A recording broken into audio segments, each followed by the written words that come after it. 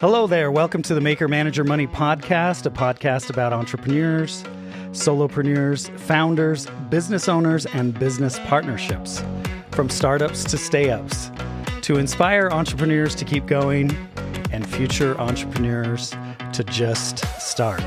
My name is Kyle Knowles, and it's a Wednesday night, and this episode is being recorded at Kiln in Salt Lake City at the Gateway Mall. We're actually in the living room tonight. Kiln is totally killing it in the co-working space, and they've just opened a beautiful community in Provo, Utah, as well as Portland, Oregon. You can find all their locations at kiln.com. Tonight's guest is Jordan Howe, who, along with two partners, James and Christy, founded Arcade, a marketing agency that just celebrated its 1-year anniversary. Well, you're probably 1 year. A little longer, yeah. A little longer now, almost a year and a half. Year and a half-ish, yep. Yeah. And you can find Arcade at arcadepartners.io. Jordan has been an influential part of marketing strategies for several companies for more than a decade. His management style, strategic thinking, financial discipline, and creativity helped him oversee strategic advertising and marketing campaigns for clients, including Microsoft, Sony, and Intermountain Healthcare. Before founding Arcade, he was a partner at the Summit Group, leading account service, production, and media teams across dozens of clients. Jordan holds an MBA from the University of Utah and teaches marketing at the David Eccles School of Business. He lives in Bountiful, Utah with his wife and 3 children. Jordan, it's a pleasure to welcome you to the Maker Manager Money Podcast this lovely Wednesday night. Why, thank you, Kyle. Glad to be here, especially after, 8 reschedules probably? Something like that. You've been very busy, so I really appreciate you being generous with your time and being here tonight. For sure. Awesome. Well, let's get started. Let's just go to the beginning, and let's ask you this question. Were either of your parents or grandparents or anyone in your family an entrepreneur before you? It depends on how broadly you'd want to define it. My mom's an artist, and so she's kind of had her own efforts with her art and promoting her art really as far back as I can remember. She paints beautiful landscapes and does really nice work in pastels and things like that. And so a lot of kind of her own efforts there. My dad, always more of a career person, did really well working with O.C. Tanner and Northrop Grumman, and was a communications guy in marketing and kind of a proposal guy as well. But his background was more like have a solid set path and earn up through that with the companies that you worked with, which he did great. But it's an interesting question just with that, because conversations with my dad about this was kind of like, oh, you sure? And, but as he started to see what we were doing pretty early on with this, a lot of early encouragement and excitement from him as well, which is really fun. But I don't have really entrepreneurial blood to the question. It's a different venture for me, and I've looked to a lot of different resources for kind of help and mentorship and things like that, because it's a different kind of thing for what I'm doing that way.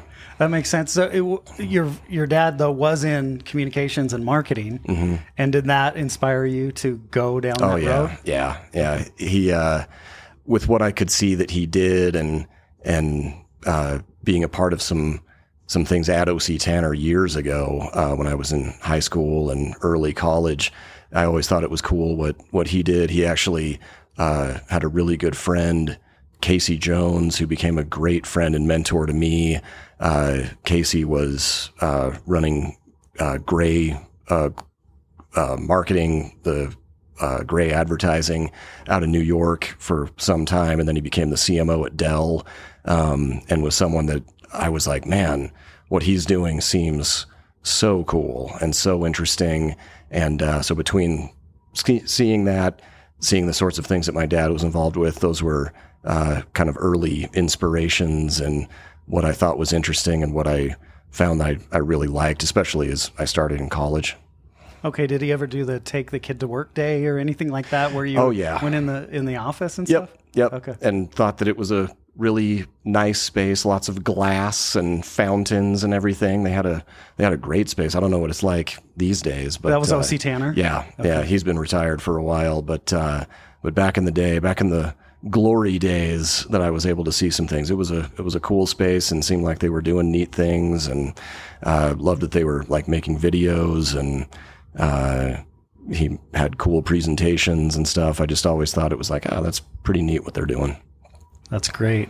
And so the Casey Jones connection, how did he connect you with Casey Jones? So Casey and my dad had been friends for a while. Casey was living in Salt Lake and lived in our neighborhood, and was connected with my dad through some different things. And I remember one time Casey invited my dad and I to go watch him speak.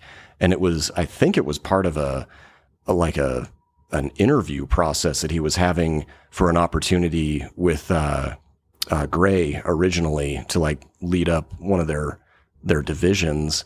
And anyway, he gave this presentation. The presentation itself lasted for about 2 hours. And I remember being so thoroughly interested in what he was saying, even though I probably understood maybe half of it. But I was just like, he's just such a compelling speaker. What he's talking about was interesting. It was all about finding what audiences wanted, getting the right kinds of messages to those audiences. I just thought it sounded really cool, and it was stuff I'd never thought about, never learned about in high school at all, or junior high.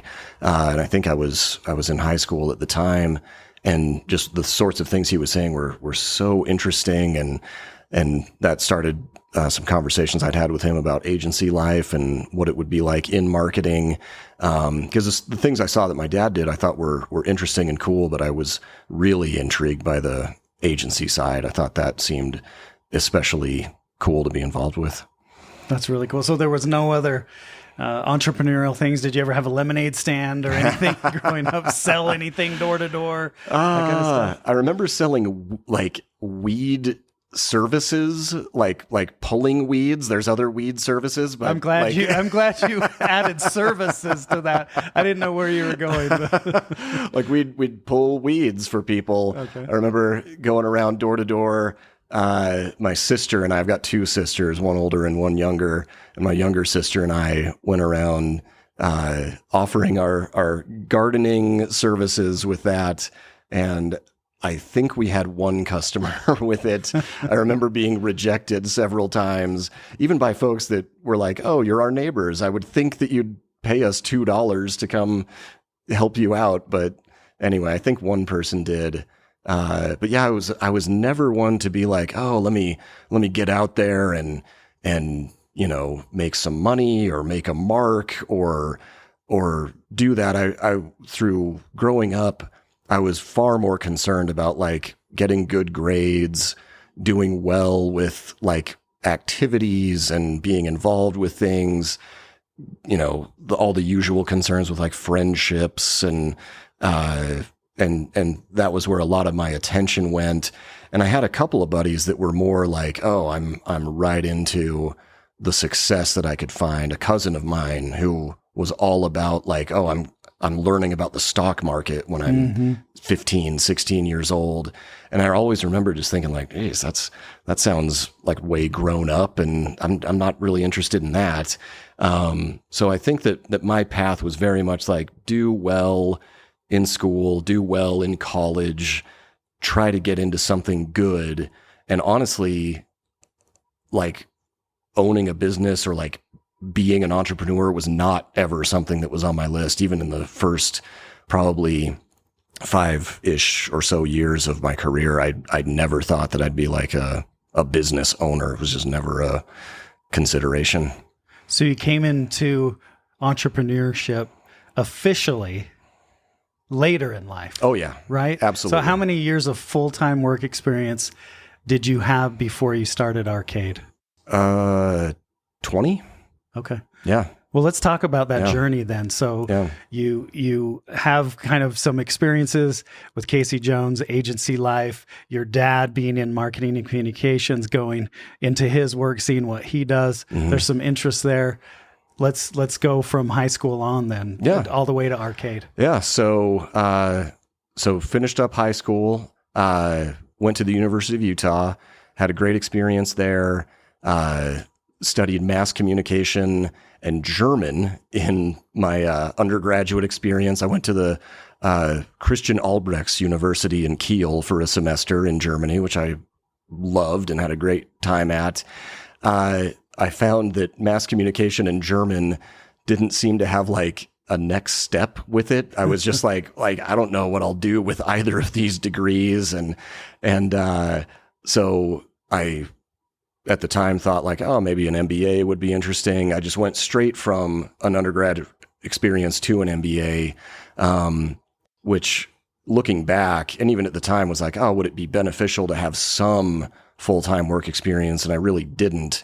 But then after that, but had a great experience with the MBA, in that was kind of the time that I figured out really like, oh, I would like to get into marketing. I would like to get into branding. I would like to get into shaping strategies for companies. Even before that, I had some marketing exposure, but just not that much. And just didn't really know what I wanted to do yet. I was kind of one of those college stories of like, oh, you're finding your way and seeing what could be possible. And so I finished the MBA, did a dual emphasis of brand management and finance in that. That was what most of my courses were for the experience there. And then started work with a company not involved with any of that. It was just through a great friend whose dad ran a company out of China. It was called SCT Limited, and they were involved with product sourcing out of areas of China and Vietnam. And we worked in product sourcing and product development with a lot of different brands and a random set of brands like Ford, Virgin Airways, Lovesac, just a random grouping of people that were basically looking to build in China and to get their products out of there. And so I split my time between China and LA. That was where their main office was, in China. And then they had an office in LA, and basically really enjoyed working in like figuring out how to get stuff and get things built right for the kinds of products that they were trying to do, and had some involvement with product design, and thought that a lot of that was really interesting. But then my attention and interest started to go more towards tech. And it coincided well with them having a really tough time because of Lovesac went bankrupt. They couldn't carry the same number of people at that time. So I was asked to find a new opportunity, and I found one at Ingram Micro down in Southern California. So I worked for Ingram Micro for a few years, and in that was exposed to all sorts of different tech companies. Ingram Micro is a company that deals with basically every tech brand in the world. And I dealt with all the different tech brands that were very cool back in the mid 2000s of like BlackBerry and Palm and Nokia. Most of my time and what I started to learn a lot about was mobility and being able to have offerings inside of mobile technologies and how to market them.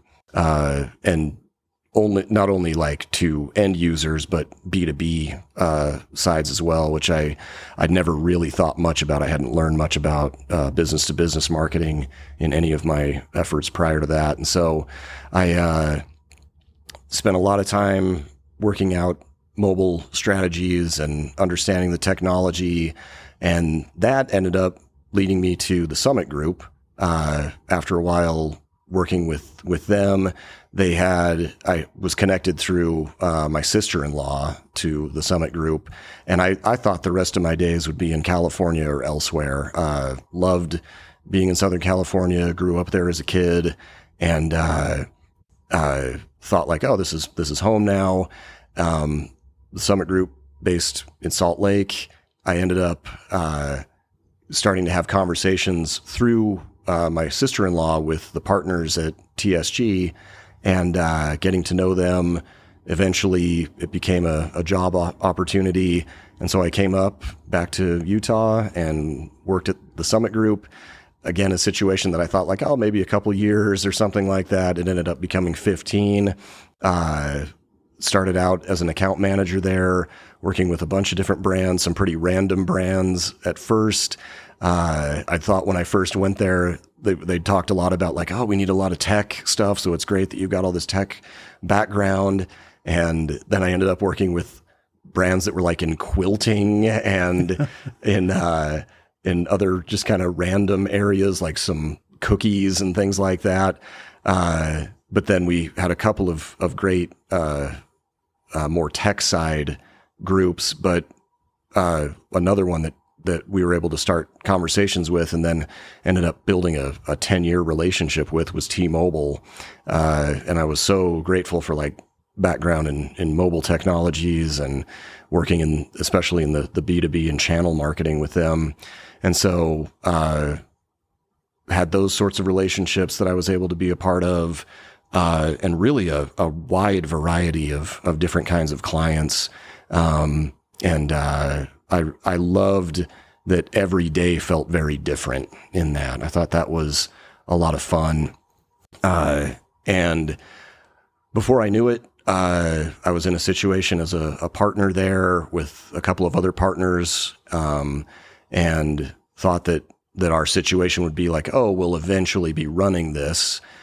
Things went differently from that than what we had thought, but ended up in a situation where Christy and James and I, as you mentioned, started our own firm and have been able to provide services and work with lots of different clients in this next era, but with some different specialties and some different areas of focus. And so it kind of became like, I think something that switched for me maybe 10 or so years ago was like, oh, I'll eventually be some sort of like owner in a business. So I'll need to figure some things out for that. And I like paying attention to like financials, and I like paying attention to operational sides of the business that I before that didn't really spend much time or attention on. Now a lot of my time and attention goes to those sorts of things. So it's been, again, a different set than what I'd thought, but really, really enjoyable. And I really love what we've been able to do together, so far. So that's a bit of the journey. I hope not too boring with how that all goes. That's a great journey. And so at Ingram Micro, were you a product manager, or what was your title? So I was a vendor marketing manager there. And so in that I worked with like 9 or 10 different mobile vendors, and we'd come up with marketing programs for them and then work back with the vendor business managers. Geez, I haven't even thought about these terms in quite some time, but the vendor business managers were responsible for the profit and loss of those particular vendors at Ingram Micro, and making sure like, oh, can we have new programs or new sales training or things to make sure that people would move more of those products. And a big part of it was how much understanding we could have of the technologies, so that either the people inside the channel could understand more, or the eventual like resellers or people that would do implementations or value-added resellers and others to get those technologies in the end user's hands. So it was making sure that they would see those brands in a very favorable way and that they could understand what they were offering. That's really cool. So 15 plus, years at this, 15 years at the Summit Group. You've got, 5 years or whatever at Ingram Micro. Mm-hmm. You've got 6 years of school, right? Because mm-hmm. you went, straight from your bachelor's degree and then did 2 years for an MBA. Mm-hmm. So that's a long time from high school to all the way to arcade. What did you have to shift in your head to decide to venture out on your own and become an entrepreneur? Yeah, I think the biggest change to me in my mind was almost like thinking you're ready to leave home for as a child. Like I had this career that felt very stable and felt very normal and felt safe and it was enjoyable. I liked what I was doing. And then all of a sudden there was an opportunity. Oh, we can do our own thing. We can make it what we want. We can have our own chosen name for it. We can have our own tone with it. We can set the rules that we want with it. We can treat clients the way that we want to. And that felt very exciting, but it was also like, oh man, can we do this on our own? There's things we don't understand. There's things that feel more complicated. And I remember with that change, it really felt to me similar to like when I first left home and had those same sorts of feelings of like, oh, can I afford a apartment? Can I, do things that would be worthwhile and, can I have a car? Can I figure out other kinds of ways to get from place to place? And like those similar sorts of anxieties. And what was nice then was having friends and people that, could kind of put their arm around me and say like, oh yeah, people do this all the time. It's going to be great. And with this latest stage with Arcade, meeting with people that are business owners, having great relationships with folks in my life that have had that and who have given me advice and have said like I think about my brother-in-law, who's up in Oregon, has run his own, building business, building homes for, the last 8-9 years and has told me like I absolutely love this. I wish that I'd started doing this way earlier. And even hearing that advice was like, oh man, that good for you, but I don't know about myself. And to just start making those steps as we got going and to do the things for setup, to do the things with conversations with attorneys and accountants and everything like that. Each step had like its own charm to it. Like, oh, I get to have these conversations. A lot of things that were really mundane, but that were like, oh, this is something that helps us build this. It helps me understand this. And it's for something that's for us, felt really cool and different than anything I'd felt in my career before. And so it really was a matter of like, let's just get started. Let's start to take these first steps, build on those, do the next step. And now all of a sudden it feels like, oh, we've got a company, we've got good things that are going. And it was funny too, like even things like sending our first invoice with our logo on it. I took like a moment of pride in that of like, oh, look at this as I email it out. But it was like, oh, we've actually reached this point and then the next point to reach and like seeing our own reports and building out things that help us actually run a healthy business. Each step of that and building on it has been really neat to see and neat to realize like, oh yeah, these things that felt so foreign and even unreachable. Yeah, we can do that. So I've enjoyed that a lot. What was your biggest fear going into business for yourself? I think I was worried about the things that I just maybe took for granted in how businesses were run. I was worried. I mean, frankly, I was worried, would we even succeed? I think it's one thing to find success within an organization that is established or to find success in one that's starting to grow. And I'd had really nice experiences in that in my career. Like at the Summit Group, when I started there, we had about 20 people. We grew it to about 90. And that was a neat curve and a neat thing to be a part of and to see that growth and to help in the ways that I could. And it's another to think like, oh, we're starting with a blank slate, and you get a lot of self-doubt moments of like, oh, who would want to work with us? Who would want to work with me? And it's weird to have those sorts of kind of like thoughts and they're bouncing around like of course people, you've seen it this whole time. You've been able to make it happen. It just feels so different when it's going to be your own thing. And when it feels like you're staring at a blank slate, there's some things about a blank slate that can be so exciting. Other things about it that are just petrifying. And, I think just being worried, will we be able to start something that can lead to success, was a frightening thought, at times. And I was grateful for partners in this, grateful that, if at any point in those earliest days, if we felt, frustrations or felt concerned, being very open with each other about that, having conversations that helped us to work through those sorts of feelings or to encourage each other and say like, oh yeah, we're, of course we'll figure this out. What are you thinking? And, I appreciated that a lot, especially in those early days and weeks and months.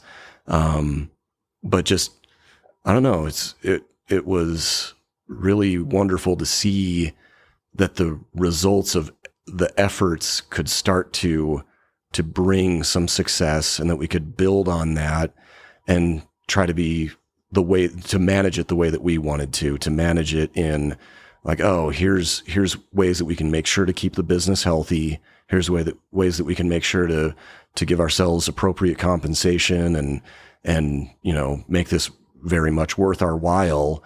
And then to just keep building on it, and I think it has helped to have partners that are of like minds as myself. I have partners that are very concerned about making sure the business is healthy and that the business grows and that we invest in the business, and that we don't try to take too much from it, but still to make sure that it's good for us and good for our families. And it's been a great way to have as like a philosophy together and just how we'll run the business and make sure that it just continues to grow and develop, and that we make those choices together. It's been great.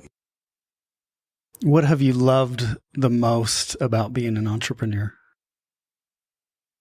I've loved the feeling of building something that's ours and something that's mine. I've loved that the way that we treat clients is the way that we decide to treat clients.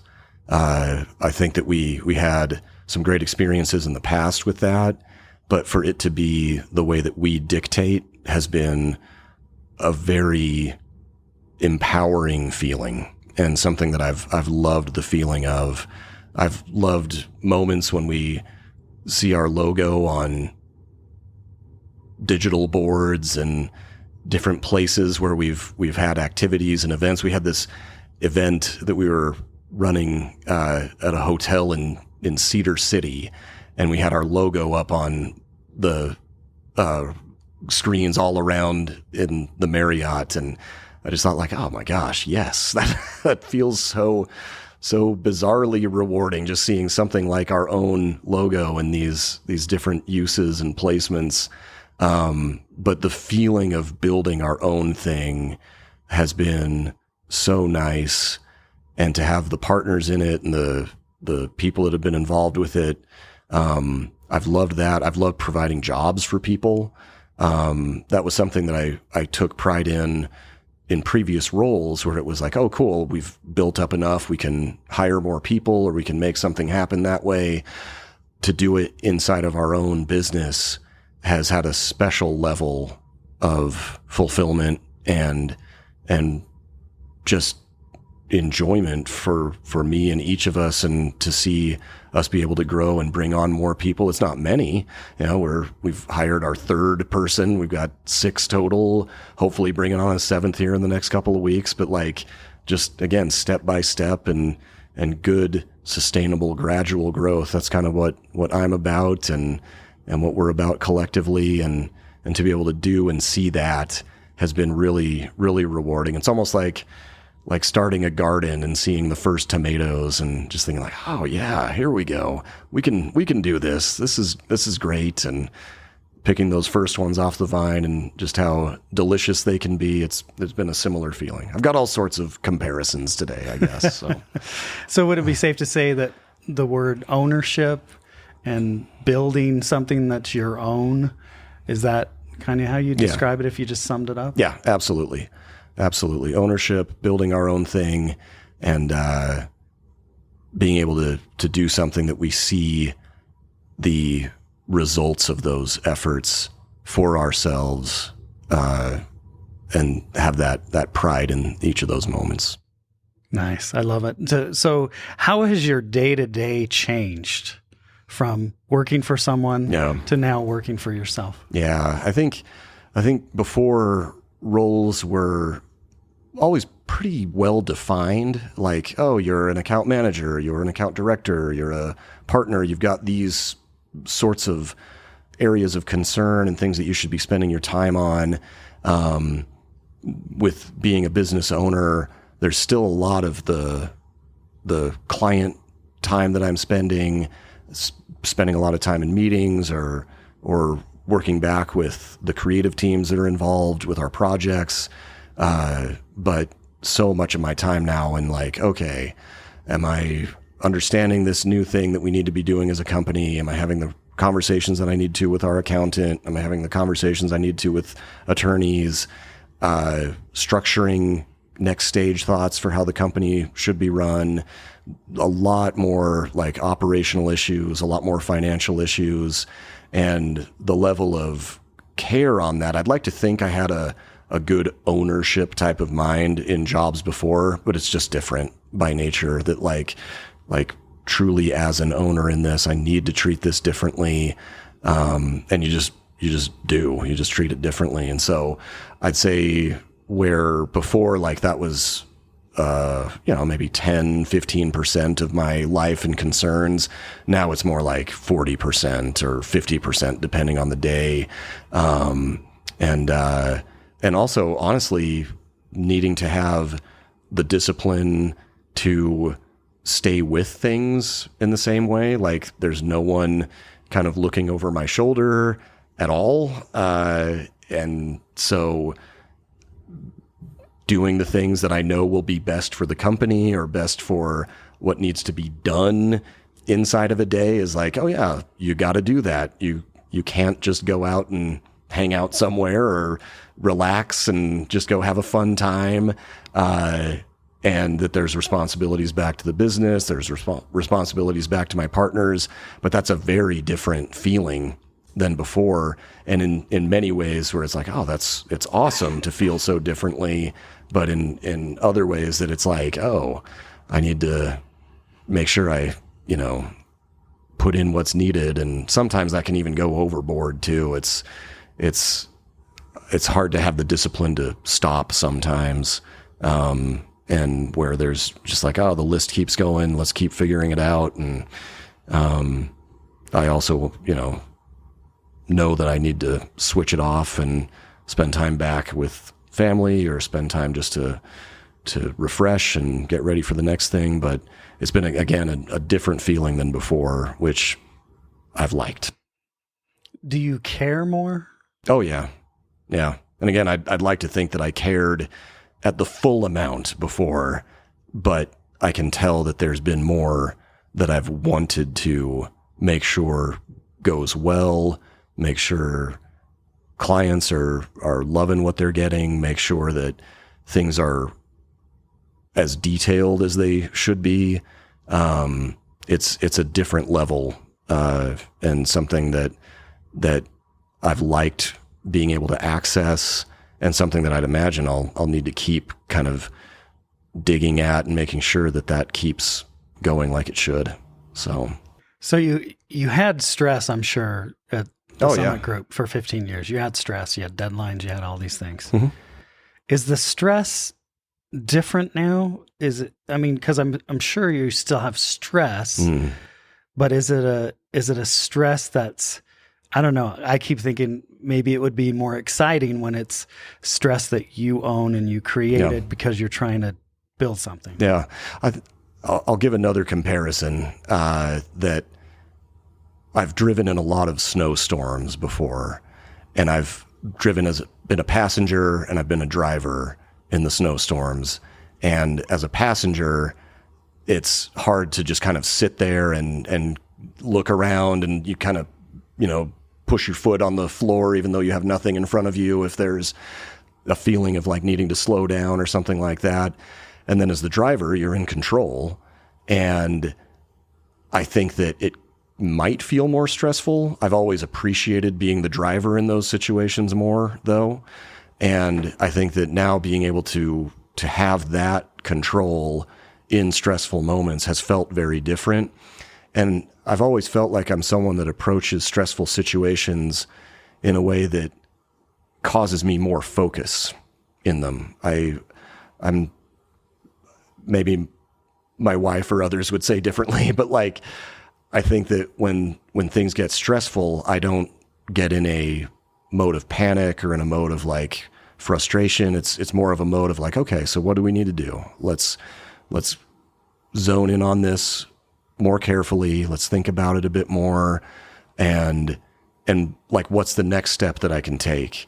And when I've been in wild snowstorms before, behind the wheel, that it's just, okay, need to make sure I keep going to this next spot.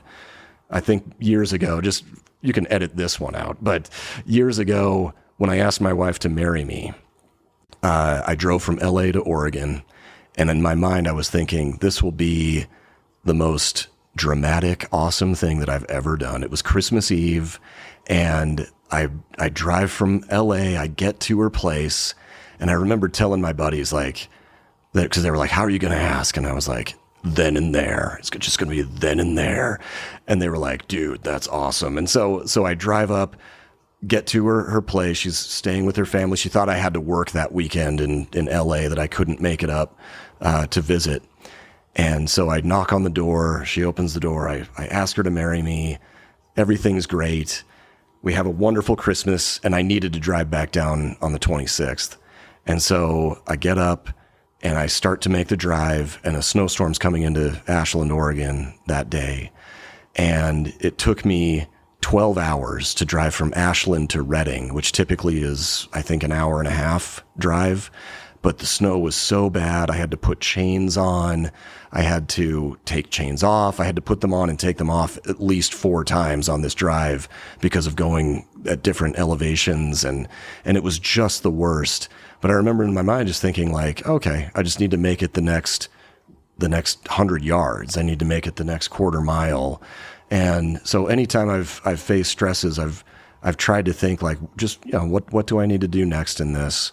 And sometimes it can get overwhelming, but I'd say the feeling overall of being in ownership in an organization and being the one that it rests on and the one with those responsibilities along with my partners, feels very different than simply being a member of a team. And members of a team are fantastic, and I loved what I was able to do as a team member before, but that level of being behind the wheel is very different. So totally roundabout answer to that question. That feel free to turn it into a 30-second response. But I love the story. So when you finally arrived there, were you too tired to ask her to marry you? No, it was, I was pumped. Right when you got there? It was then and there. It was then, as promised. Okay, so set the stage here. So you pull in finally. Yeah. And I don't know, were there cell phones back there? I don't know. Yeah, I had my Nokia cell phone that I could play Snake on, and that. So you were telling her, I'm coming. It's just taking longer. Yep. And or actually, no, I didn't. She didn't know I was coming at all. Oh. Okay. So it was a total surprise. It was with that company that was out of China, and at the time, there was some shipments that were coming in and some other issues at the LA office, and I knew that things could wait a couple of days, but I thought it would be fun to surprise her. So I told her like, oh, things are too crazy down here. I wish I could come up. And her family knew that I was coming up. She didn't. And so I drove without her knowing. And on the way, she called me at one point, and I was like, I think I'm going to, take a break here soon or something. And then got there, and she, when I knocked on the door, her brother was like, oh, why don't you go answer that? And she went over and there's video of this, which I need to find again. I know her brother's got this, but that I then and there just knelt down and asked her to marry me. And she had this huge scream when she saw me at the door. And it was a really, really wonderful moment. And then we enjoyed Yorkshire puddings and roast from her British mother. So it was a great week. I love it. I love it. That's such a great story. So, this podcast is called Maker Manager Money. Mm-hmm. Let's talk about your partners, James and Christy, and yourself. And if you can apply, like, who's the maker, who's the manager, who handles the money? Yeah. How does this work so that you do make money? Yeah. So we play pretty distinct roles. James is our creative director, has been a creative director for a very long time in his career and is just fantastic. Christy is more on the digital side with like user experience analysis and user interface development back with programmers and working through all the different needs for like web development. And myself, my background's mostly in account planning and strategy, and also like way background of finance and some things that I was involved with over the years. I'd say that the maker is absolutely James and his team. And the designers that we have that work for us that like, okay, they're going to make great stuff that our clients will love and that customers or other, business customers will find interesting and find enlightening about them. Christy and I tend to share a lot of the manager types of responsibilities, and where like each one of us work with clients in different ways. James is even fantastic at working with clients. Like we can kind of play off each other's strengths pretty well. And like, oh, you're busy with this. One of us can jump in and help out, or just make sure that things keep going. And money side, whether it's trying to get new business, that tends to be myself, it tends to be Christy, sometimes James with different opportunities. Each one of us, I would say, play different roles. And then the management of the money is on me and our accountant. But the thing that I've loved about this, and when you mentioned your podcast name to me originally, it was just cool to think about of like, oh, the roles that each of us play are kind of a percent of each of these, and more of a majority in certain roles for each of us, but that there isn't like only one role, and we kind of play in different ways and are able to help each other out. And I think it's been that way with the three of us for a really long time, and just heightened in this arcade era that we've been doing. So. How long did you work with James and Christy before you started Arcade? Yeah, so Christy was one of the first people that I'd met well before I started working at the Summit Group. And we worked together, Christy and James and I, for 15 years. We were partners together there for about 9 years. And James and Christy had worked together for a couple of years prior to that as well. And so a lot of understanding of each other's nuances and things that keep us motivated, things that annoy us, things that annoy each of us in fun ways when we can annoy each other. Lots of knowledge in that relationship across the three of us that's made for a really great starting point in a new business. Would you have started Arcade without partners? No. I think it felt like the natural next step for us collectively.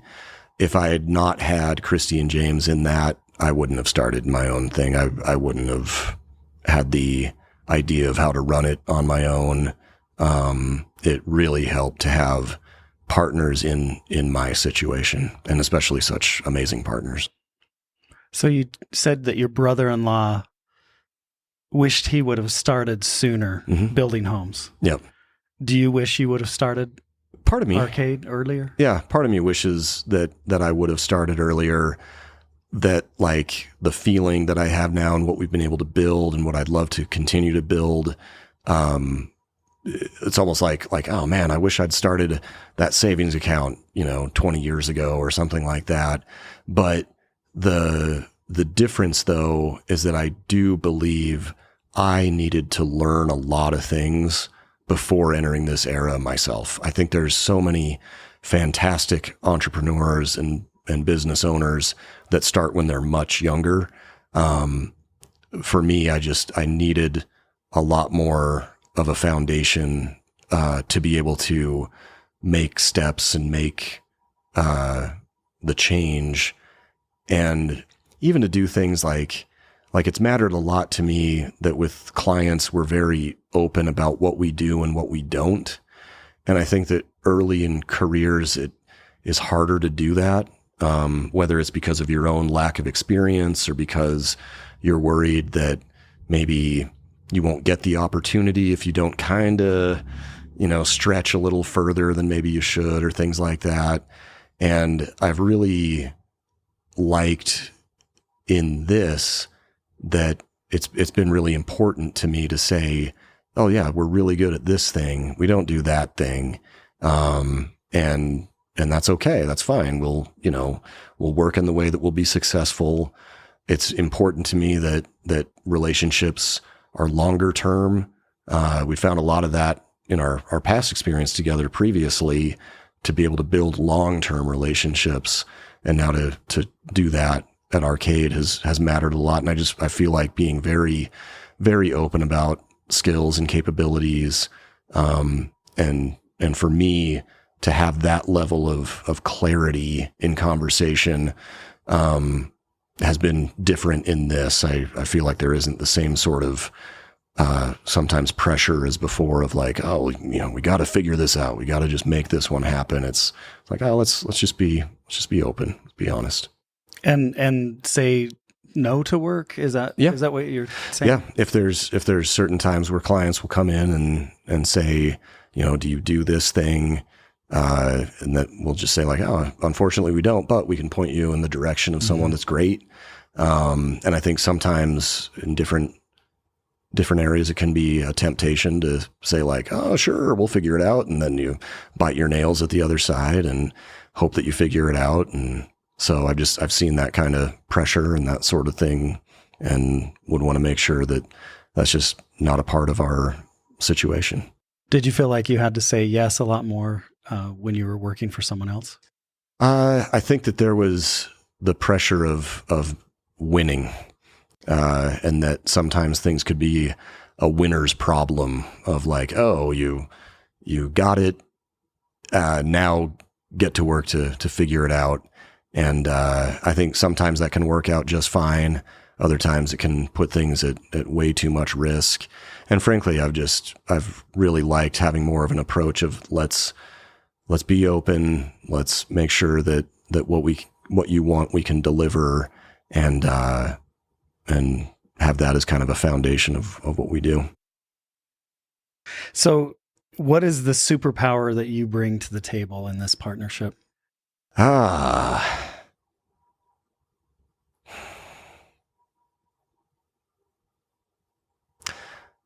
think I'm calm solution guy.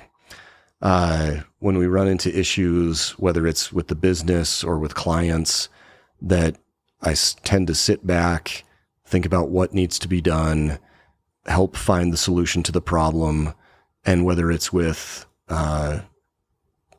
clients or with internal stuff or whatever it is that my thing is, and really for a long time has been like, okay, how do we attack this one? What do we need to do next? How do we solve?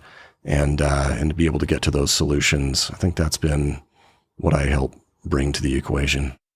Did you do sales then at the Summit Group? Were you considered a salesperson? Yeah, with the different terminology. Account manager. Yeah. So you were were you out there hustling and trying to win business, or? Sometimes like with what we approached then, it was more like, what can we do to make sure that we're earning in more with current clients?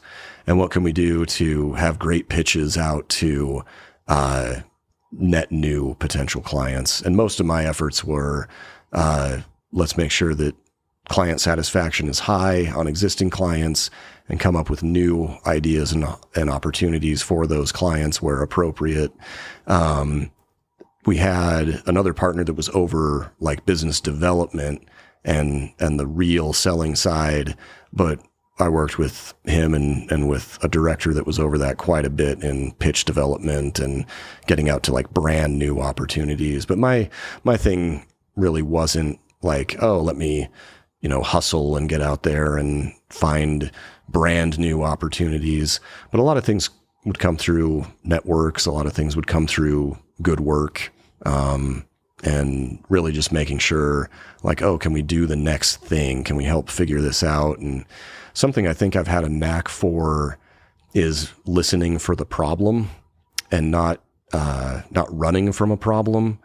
I remember years ago, I was at a lunch with, a couple of different reps, one from, Microsoft and one from HTC, the old phone company, and was in this lunch and having a discussion up in Seattle. And one of the people at this lunch mentioned that they were dealing with all sorts of issues with sales promotions, that they could not figure out decent sales promotions that would get people to do something within a sales organization, capture their attention. It just, things weren't going well, and they were rife with all sorts of fraudulent efforts at store levels as well. They were just like, this just isn't working. And I remember something in my mind at that time thought like, well, why? Like, why aren't, like, help me understand on this. Like something kind of clicked in that conversation. And we didn't have a relationship with HTC at all at the time. It was a conversation we'd had through some folks at T-Mobile who were a client. So we're having this conversation. She mentions this. And then I started talking about some experiences that I'd had with promotions at Ingram Micro and mentioned like, maybe would something else, would like this kind of approach help, and maybe having some tracking on like a web page or doing something where you could see exactly what was being done with the campaign and have like more real-time information about what was coming in and how the results were. And she was interested enough that when I said like, oh, let's reconnect on this, she gladly did. And HTC became a great client for us there for a while. And that client ended up, the specific contact moved over to Sony, brought us with her to Sony. We did a ton of work with Sony in the US and Canada for several years. And then she moved on to Microsoft, and we did a ton with Microsoft and Xbox. And she was just a fantastic person and a fantastic client, and loved working with her. And all of that came from just listening for a problem, listening to hear like, oh, is there like, what things are pet peeves for you right now? What things are you struggling with? And so I've not been one that's like, oh, let me get out there and hustle up the opportunities, but I tend to listen for when there's an issue or when there's something that irritates someone and in their work, and try to help find ways to make that better. So how does Arcade acquire customers? Yeah, so a lot of it's been through our networks that we've had through the years. A lot of it's been through good work being done for those existing clients that then refer us into other clients and other areas of opportunity. And the nice thing for us has been starting out with a few clients, but also just starting out with the three of us and thinking like, yeah, whatever we make, and as we were able to do good work for those few that they then referred out, or we were able to bring in others from our networks or have other conversations with great folks, to be able to start doing more work and to build off that. And my philosophy has always been just with good work, more opportunities will come, more needs to solve and help out. And so we've been able to gradually build on that really through good work and through referrals that have come in through that, and really validations of the work. But I'd look forward to like a next stage of that too, of like getting out more with what we offer and what we've done, but haven't done that yet really at all. You haven't needed to. Yeah. Yep. Okay. So you're learning to be an entrepreneur for reals. Yep. I mean, for realsies. You obviously have an MBA, all these other things. So you know plenty about business, but being an entrepreneur for the first time for, let's say, 18 months now, right? A little more. Yep. What are the resources? Is there a podcast? Are there books? What are the resources you're tapping into to understand or learn the things you need to learn as you go? Man. So I'm not the right person to ask about like business books, by the way. I've read a lot. I often get just kind of glassy eyed with business books, and 90% of them I'll when I read, I'm like, okay, thanks for taking like 300 words to say what you could have said in like a sentence, or adding all these different other thoughts with them. I have the podcast Two Bobs I've loved quite a bit. Listened to that one for the last few years, and that's like smaller agency perspectives. And I've liked that one. The book The Art of Client Service, Robert Solomon's the writer on that one. I've liked that one a lot.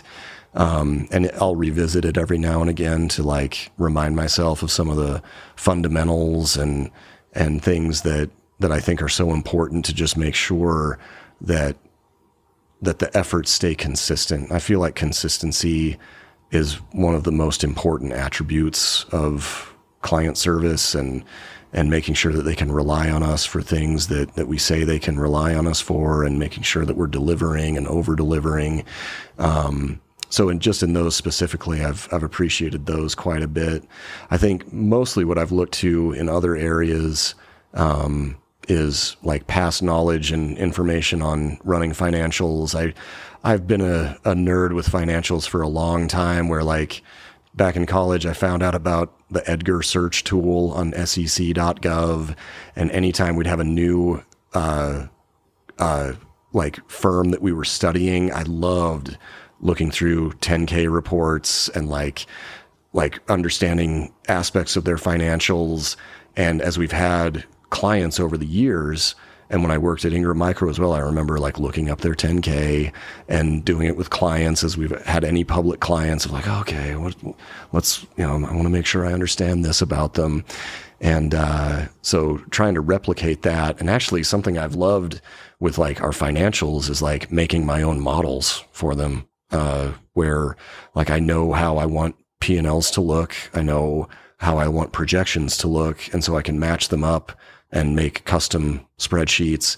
And I reviewed those with our accountant, and she was like, oh, this is like actually really helpful as a way to view like current status, upcoming status, and all the information in one, which normally isn't the case. And so like just trying to think and play around with the tools that are available, I've enjoyed quite a bit. So that's probably a terrible answer for that question that you're asking, by the way. I think it's a good answer. So what's the best piece of business advice anyone's given you? Yeah, the one that comes to mind is actually from Casey Jones. And I reached out to him when I was considering working for the Summit Group years and years ago.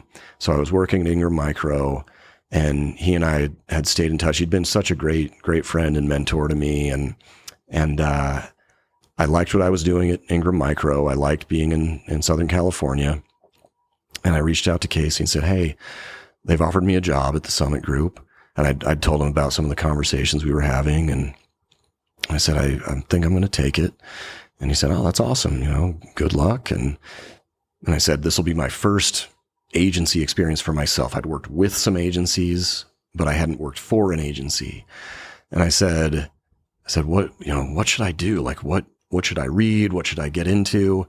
And he's like, I've got one piece of advice for you. And he said, treat your job as a craft. And I was like, cool. meaning what? And he was like, I'm not going to tell you. And I said, okay. And I remember, and he asked me some other questions. We talked about some other things, but he was like, remember, treat your job as a craft. And it stuck with me so much. And for a while I was like, I want to like figure out what he meant by that. And I started thinking about it more and more. And for myself, thinking like, okay, if I were a carpenter, I'd want to be able to make the best woodworking that I possibly could. I'd want things to fit perfectly. I'd want to use the best tools. What can I be doing to treat my job that way? What can I be doing to learn more outside of just what I need to for my job? And what tools can I understand? And something I've loved about just the world of marketing and the world of advertising, it changes so frequently. The fundamentals remain the same, but the tools change so frequently. And like, it feels like every 2 to 3 years, I have to learn a whole new set of things. But I've really loved that. Like, oh, I can learn about new platforms and new ways to communicate, new ways to get information out, new ways to collaborate. I think that his advice to me has been an inspiration really my entire career. And it's something I still think about of like how can I treat what I'm doing as a craft and make sure that things are done in the best possible way, and really to take pride in what I'm doing. I love that advice. So you have partners at Arcade, but you have a life partner that you drove from Los Angeles to, was it Ashland? Ashland, Oregon. Ashland, Oregon. Yep. To propose to. How did she take the news that you were going to start your own business, and how important is it to have a supportive life partner? So she was stoked. It was so nice to have that kind of support. She was excited about, whatever things could be in our previous experience. And when I told her, and I remember James and Christy and I went to a late breakfast one day. It was a January day at Denny's, and decided then and there, like, we're doing this thing. We're gonna make this happen. And it was kind of like, whoa, okay, all right.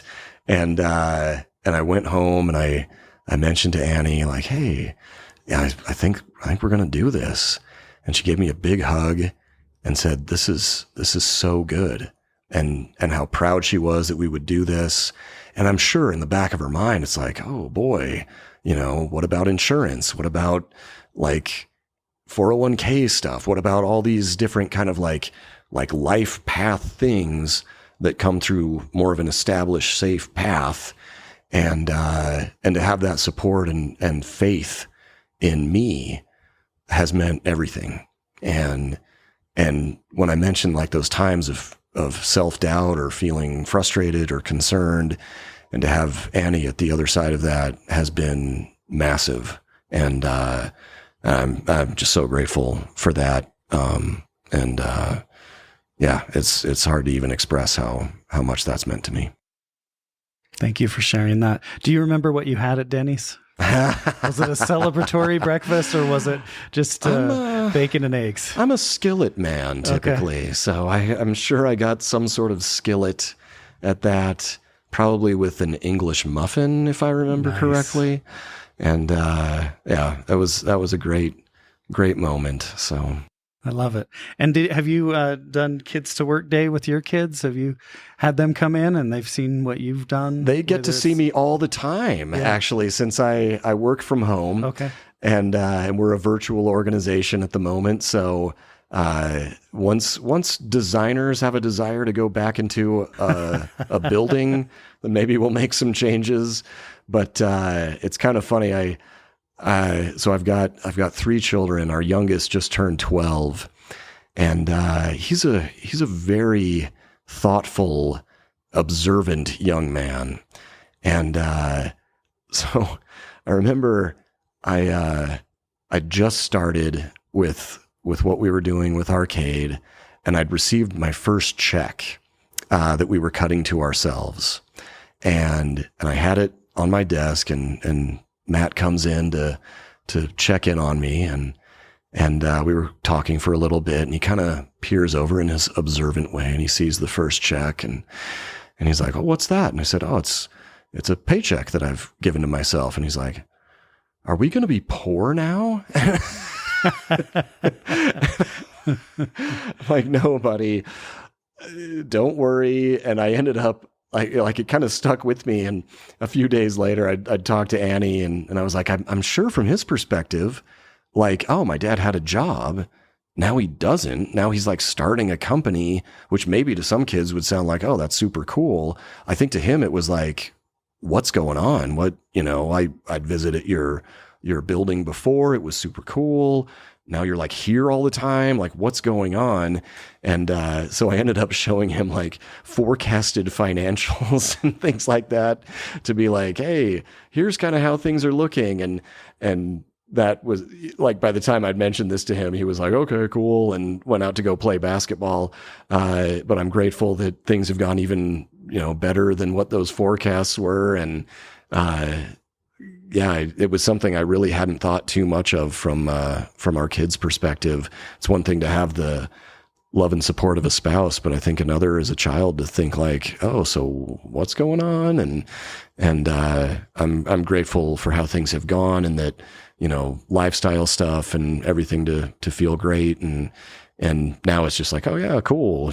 Dad's here, or he's off at a client meeting or out traveling or something like that. But I hope one day to bring them in for a work visit again. I think that would be a fun thing to look forward to. Again, if the designers will ever come to the office. What's the likelihood of designers wanting to go into an office? I think it's pretty low. I think it would be more of a like, will we have other team members that would be excited for frequent in-person collaboration? But a side thing that I've loved, though, like we've done some kind of employee gathering things with lunches and outings in Park City. And I think the feeling of that, of like, oh, cool, we're getting some time together. It's purposeful. It gets us, in the same area and having a good experience, and how nice it's been. I'm still so shocked, and I know it's just a COVID era remnant, but like to be able to collaborate so well virtually, and to have the tools that we have for it, and to not require, and really, frankly, to not make someone that would say like, you know what, I can be just as productive at home or from a remote office.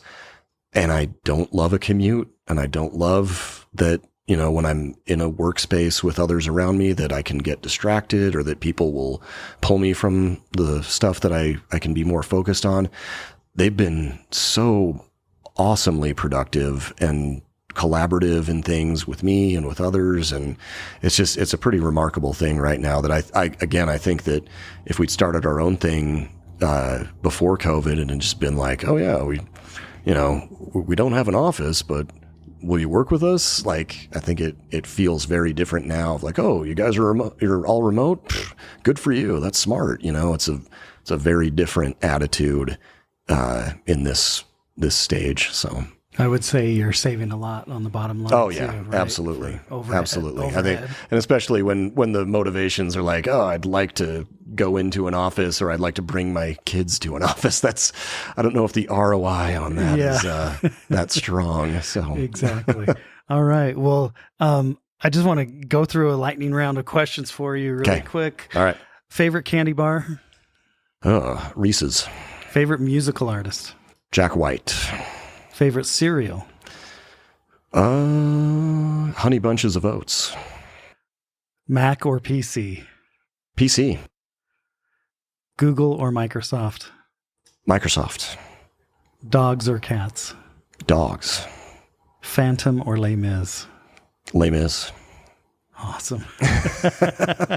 I'm surprised that you're in an agency and you're the PC guy, but that's your love the of role. Spreadsheets. Yeah, that's the role that I play. You're the one PC guy at the office. Maybe that's my superpower, Gantt charts. I'm like Mr. Gantt chart all the time. So no, it's a fun. We played around a lot with Google, and I've used Macs And I just keep thinking like, oh, I like this set of tools. It works best for me, and people can judge that as they like. But on our creative side, all Macs, of course, that's what they're all about. So, and I get to be the spreadsheet guy with my PC and my glasses that I'm pushing up my nose. So I love it. You're being your authentic self. So, so what's something that most people don't know about you? I never loved this question because I feel like I need to like really wow people with the answer, but that I was born in New York. I think maybe most people don't know that about me. My dad was working as a publisher in Manhattan. So I was born in New York and moved to Southern California when I was like 2 months old.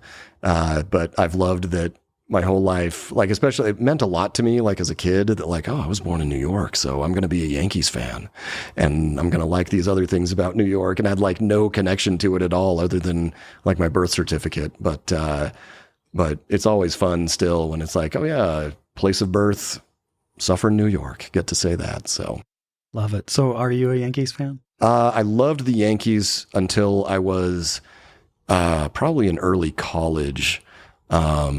And then when I moved to Orange County, I became a big Angels fan and kind of stopped following the Yankees. And that was in like the A-Rod days and things like that. It felt like they weren't a team that I was that stoked about. And so became much more of an Angels fan. I still love the Angels and hope that Shohei sticks around, but I don't think that'll be the case. So nice. So I know we talked about books for just briefly and your eyes glaze over and everything, but is there a book that you recommend the most to people? Yeah. It's not a business book, but a book that I've recommended many times and have given people copies of is, this will make me sound like a Gantt chart guy again, but it's The Great Bridge by David McCullough. It's about the building of the Brooklyn Bridge and how difficult that was and what an amazing engineering feat it was.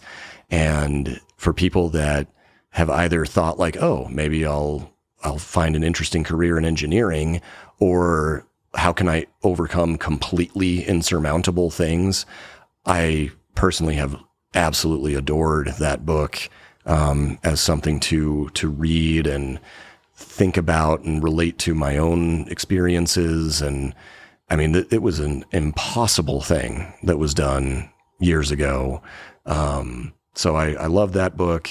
It was one that I even thought was like a recent one. I didn't look at when it was written when I read it several years back, and it was written in like 1973 or something. Wow. But it's a great book. And then another one that I love actually, and have recommended a lot and given people copies of, is Cutting for Stone by Abraham Varghese. Probably not saying that right, but I love that book. It's about twin brothers in Ethiopia that become surgeons, and it's like the kind of plot line to it is what led to the first successful liver transplant.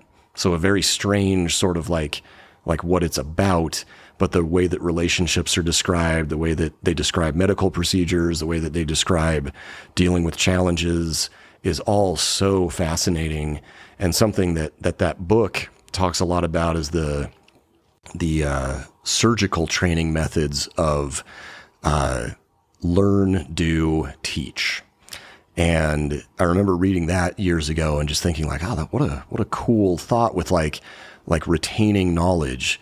First you learn it, do it, then teach it. And it's something I tried to apply with how I work with team members and how I work with people when information needs to be clearly understood.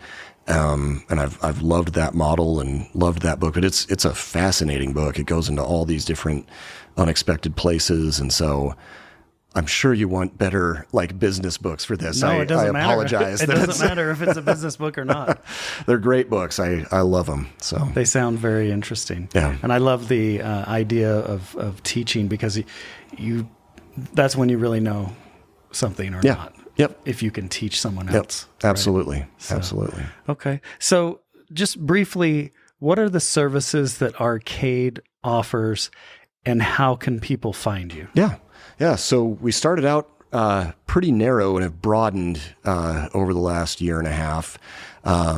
So most of what we do is focused, really it's focused on understanding our clients' needs and how we can best help them to solve their marketing problems, and help their customers to love them and what they do, to present them as well as they can be, to make sure that they're seen and heard.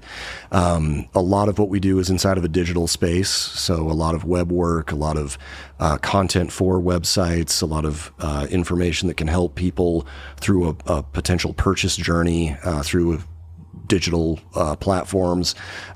We do a lot of sales materials and marketing materials for organizations. We do a lot of external advertising and work inside of media, a lot of digital media, a lot of connected television and things like that. So really, I think that a lot of what we've been able to do is work with different clients that have said, we're having a hard time trying to reach a certain audience, or we're having a hard time trying to express ourselves in the way that we feel we are, or, often clients that we'll meet with that have fantastic products or services and their materials don't reflect it that well, or the way that they're trying to get their messages out just don't really do it justice. And so to help them elevate it, to help it to match or, exceed those expectations has been great. And so it's those types of things that we do, and we can be found at arcadepartners.io. Awesome. Well, thanks so much, Jordan, for being here tonight and taking some time out of your busy schedule. I really appreciate you being here, and I'm glad we could reconnect and have this conversation. It was very insightful, and I wish you many more anniversaries with Arcade. And say hi to James and Christy for me. I will. Absolutely. Thank you, Kyle. Thanks for being so amazing and wanting to do this, and just so grateful for our friendship.